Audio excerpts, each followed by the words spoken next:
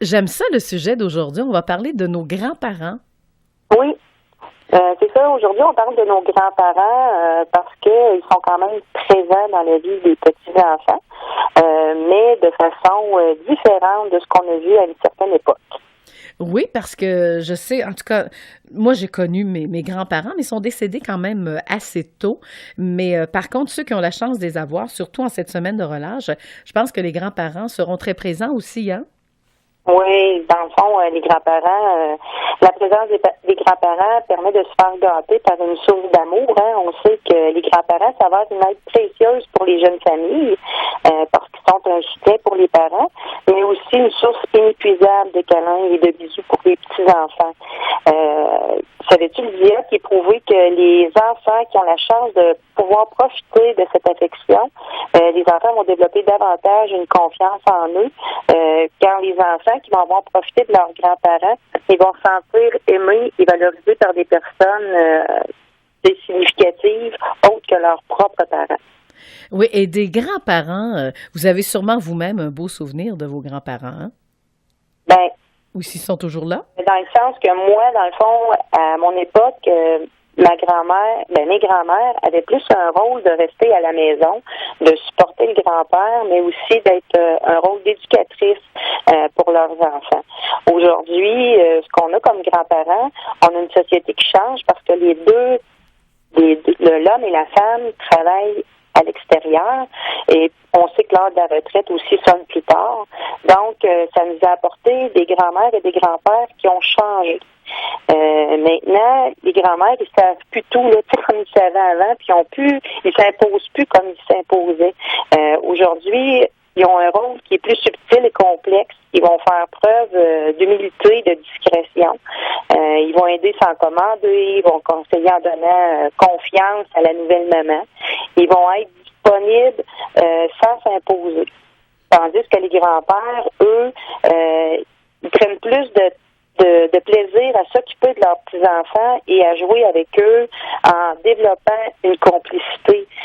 Parce que dans le fond, si on regarde à notre époque, notre grand-père, il était là pour nous agacer, tout ça, mais beaucoup moins présent. Aujourd'hui, les grands-pères sont beaucoup plus présents parce qu'ils ont créé quand même un début avec nous-mêmes, les parents, pour après continuer avec nos petits-enfants. Mais si tu regardes, comme tu disais, ton grand-père et ta grand-mère, dans le fond, la première étape, ils l'avaient moins fait. C'est plus la mère, notre grand-mère à nous qui l'avait fait, parce que notre grand-père, lui, travaillait à l'extérieur. Fait que dans le fond, on a un beau changement, c'est quelque chose de positif, là, c'est le fun. Oui, même quand on regarde un côté émotionnel, là, souvent on entend dire, même vos parents, dire quand ils sont grands-parents, je me rattrape, j'ai pas donné beaucoup de temps à mes enfants, mais je vais en donner à mes petits-enfants. C'est ça. Oui. Voilà. Aujourd'hui, c'est la société que nous avons. Puis c'est le fun parce que c'est une belle évolution. Puis les petits-enfants, c'est une richesse qui peuvent profiter du grand-père et de la grand-mère maintenant. Oui, puis on n'a pas de rôle d'éducation en tant que tel non plus, hein?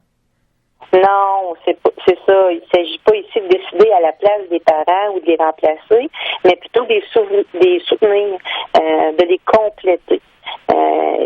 Les grands-parents sont là plus pour écouter les petits-enfants, puis aussi dire, quand on parle de soutien, chez toi, les règles, c'est ça, mais ici, chez nous, c'est comme ici, puis c'est comme ça. Dans le fond, c'est un rôle de complément.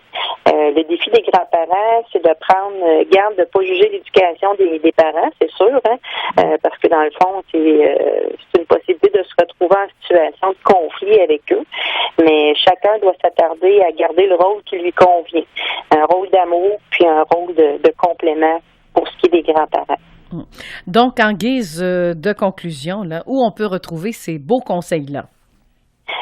Moi, je vous invite à aller sur le site www.osetonTruc.com, puis il y a la fiche Grands-parents et présents. Si vous voulez y aller directement, vous avez juste à taper le mot présent. Puis à ce moment-là, vous allez y accéder tout de suite à celle qu'on parle de ce matin, Grands-parents et présents. Voilà. Et en guise de conclusion, qu'est-ce qu'on retient de cette capsule? Mais en cette semaine de relâche, moi, je souhaite à tous les grands-parents de pouvoir jouer un rôle affectif auprès de leurs petits-enfants et de créer avec eux des occasions d'apprendre. C'est pas nécessaire de faire des sorties puis de mettre ça grand, parce qu'on sait que quand les enfants changent d'environnement, c'est à ce moment-là que l'apprentissage rentre encore mieux, parce que c'est du tout beau, tout nouveau.